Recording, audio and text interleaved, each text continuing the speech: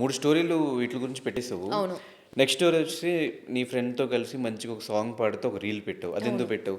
ఆ బాధ ఉన్నప్పుడు అంత హ్యాపీగా ఉండలేవు కదా అనేది నా పాయింట్. బాధ ఉన్నప్పుడు హ్యాపీగా ఉండలేరు, బాధ ఉన్నప్పుడు ఇట్లాంటివి ఏవి చేయరు. ఓకేనా?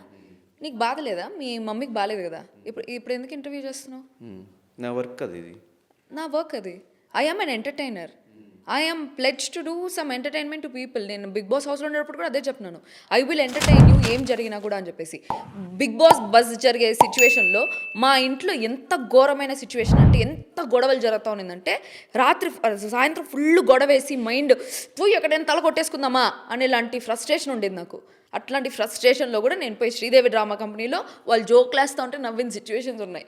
పోయి చచ్చిపోతామా ఎందుకురా ఈ లైఫ్ అనేసి అనుకున్నా కూడా మళ్ళీ షూట్కి వెళ్ళి నవ్వుకుంటా చేసిన సిచ్యువేషన్స్ ఉన్నాయి. బికాస్ ఇట్ ఈస్ మై, ఏం చెప్పాలి, నేను ఈ ఎంటర్టైన్మెంట్ ఇండస్ట్రీలో ఉన్నాను. నేను చచ్చిపోతా ఉంటే కూడా నేను ఖచ్చితంగా ఒక వీడియో చేసి నేను ఈరోజు చచ్చిపోతా ఉన్నాను గైజ్ అని చెప్పేసి చచ్చిపోతా. నో, నేను చెప్తా ఉన్నాను, నిజంగా క్వశ్చన్ చేసిన అదే చెప్తా ఉన్నాను. అందరూ చూపించిన నేను గట్టిగా మాట్లాడతాను, ఆ పిల్ల గట్టిగా ఉంటుందనేసి అందరూ అనుకుంటారు, కానీ నో, నేను చాలా వీక్, నేను అసలు అంత స్ట్రాంగ్ కాదు, నేను చాలా ఎమోషనల్, చాలా ఎక్స్ట్రీమ్లీ ఎమోషనల్.